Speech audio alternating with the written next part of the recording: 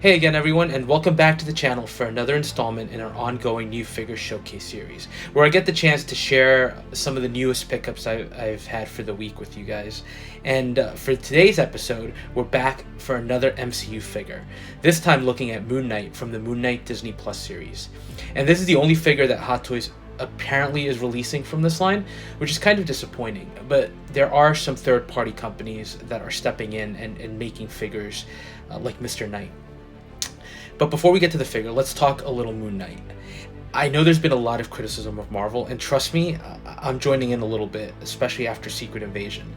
And this won't be the video to go into my grievances with that one. So back to Moon Knight. First of all, Oscar Isaac is such a great and very much a chameleon of an actor, picking up so many different types of characters in his career. And the work he did here as Moon Knight and as Mark Spector, Stephen Grant, and even very briefly as Jake Lockley, I thought was actually pretty impressive. And the series as a whole, I really loved it, and I loved the focus on the Egyptian mythology.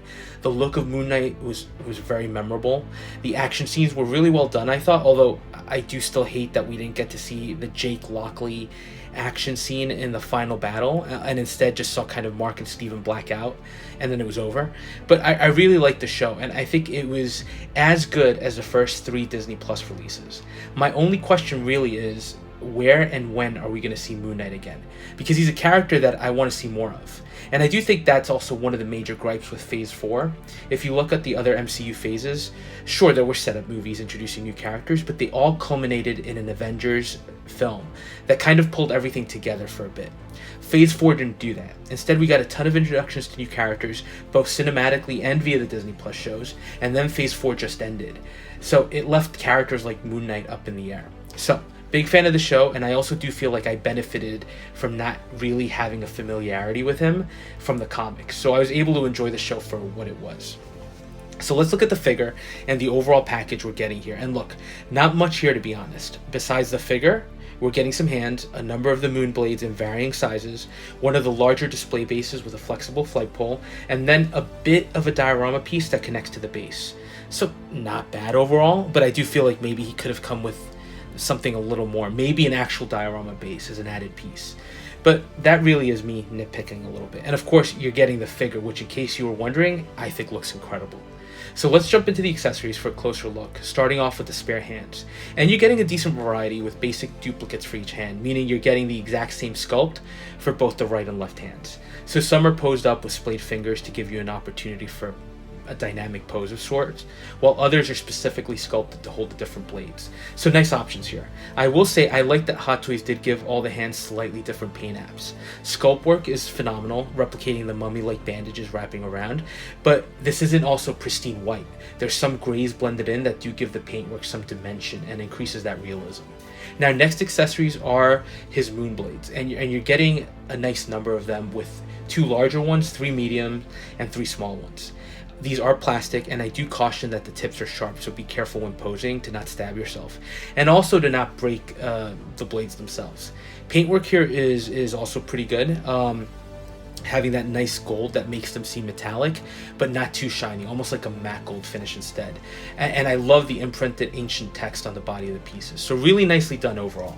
And then we move on to the base, which is the larger one we get with some of the heavier figures that are anticipated to be much more dynamic overall.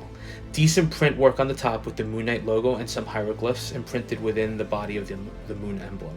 And fully assembled, you can slide this huge moon onto the flight pole to have it stand as a background diorama piece. Not bad overall, but I will say it does feel cheap. If you turn it around, the moon is basically styrofoam with a small plastic cover on top to create the element. It looks okay, but it's just not as impressive from a material choice point of view.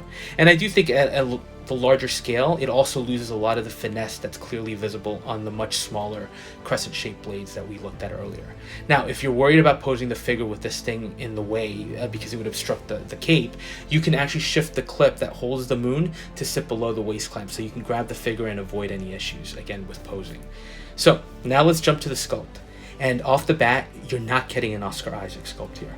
While I would have loved one, I'm not sure I would have displayed him with it, because this fully suited mask sculpt looks amazing. The face itself is a light gray with subtle paintwork around the sculpted bandages, and also some nice texturing. and the white eyes just really look great and a little intimidating. The cowl itself is a molded plastic. I think it's a good option for this figure to make sure that it remains in place and looking as good as it does here. Again, there's some great detail work on the hood with some excellent texturing to make it feel like fabric, and it all culminates in a moon symbol on the top of the cowl over his forehead. Just really impressed overall with how good this face looks. Now, there is an LED function to allow his eyes to turn on, but even without it on, it still looks pretty amazing. But the light up eyes are actually pretty bright, and they do match the great look from the show. These are button cell powered, unfortunately, and you have to remove the sculpt whenever you want to turn the feature on. So it brings to question again something that I often ask is how often are you really going to use this? And I think that's up for debate. But you can see how good the eyes look even with the light just turned down a little bit. Depending on my future Moji case setup, I may look to do something to be able to keep these on in the long term because they look incredible. Now the rest of the figure, what can I say other than it's a beautiful looking piece with so much detail work throughout his entire suit and even extending to his cape, which has to be one of the best wired capes released by Hot Toys to date. Just overall really happy with what we got here. And looking more closely, the detail work on his chest with the bandages all meeting at the chest Moon Knight insignia and the touches of gold throughout just really blend in nicely. And I like the color difference between his shoulder guards and the bandages wrapping around his arms. It really makes the figure look better as opposed to just having an all clean look. Again, just having that almost weathered look brings a little more realism to it. Belt itself is also a nice use of fabric, giving the figure that ancient Egyptian feel, and I love the silver gauntlets again with the golden moon pieces. Pants are a nice material, not bandages, but they do have hieroglyphs running down the legs with some bandage level knee guards running into these almost brownish gray boots that do have a split cut. And the joint here is actually not a peg, so if the feet slip off, it's easy to put them back on. Now as for the cape, it looks great with an insane pattern along the exterior, coupled with great detail work along the interior of the cape itself, all culminating in a frayed surface at the bottom. Just overall, I can't say how impressed I am. I can't say enough how impressed I am with the look of the character, as well as the faithful recreation we're getting here from Hot Toys. So looking at some poses, the first thing that stands out in any of them is how amazingly posable the cape is. It basically has some very strong wiring along the outermost edges, but also includes 2 additional lines of wire supports along the interior, really letting you get a full range of poses with it. Given the way the cape seems to move of its own volition on the show, I'm not exactly surprised that Hot Toys did this, but I am happy with the execution here because it's one of the most fun capes to pose that I've had in a while. Figure can also be fairly dynamic. I didn't feel like the suit was at all limiting, and even the plastic cowl is flexible enough to allow you to move the head to get some nice poses without looking wacky. The body they used here too includes double jointed elbows. Why that's not standard with every figure that has long sleeves, I'll never know and I'll never understand. And look, that's not just a complaint limited to Hot Toys. There are other companies that won't do double jointed elbows sometimes. But back to this figure, you do get that added posability here, and it works wonders because you can really get some striking poses out of this guy. Also, swapping the hands is actually super easy, and I didn't feel like I was risking breaking the pegs at any point. Although I did notice that they do tend to pop off easily as well. So a little give and take there. Only slight negative though, really, I do feel like it can be a little bit challenging to get the figure's feet positioned in a way to support the figure completely and stably. Just something about the joints, even though they're split cut, feels like the ankles can be a tad restrictive.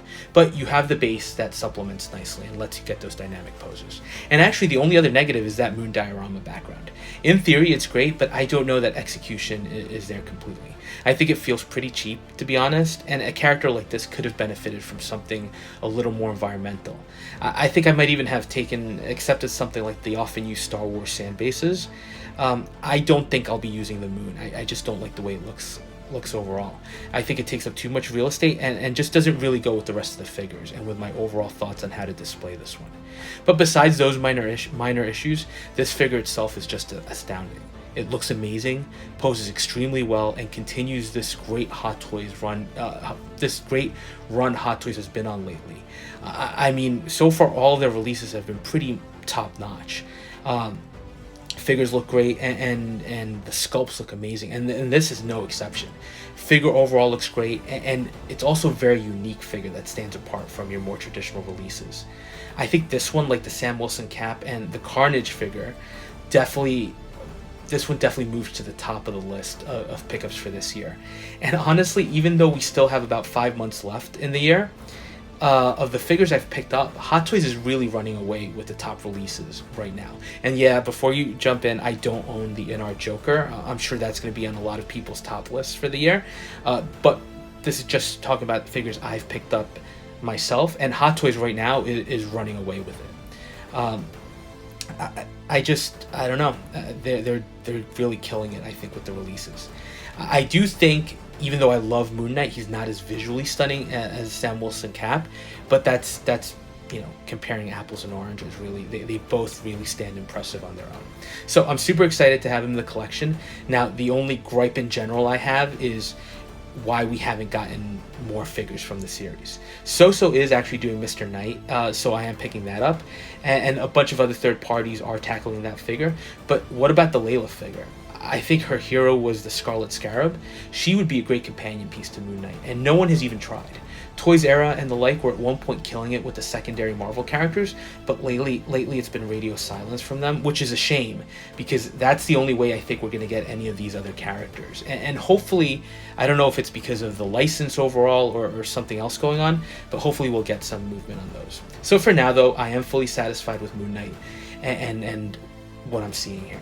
So what did you think of this as a figure in a show? And let me know your thoughts. And as always, thanks for watching. And if you are enjoying the content, please consider liking, commenting, and subscribing. And we'll touch base on the next video.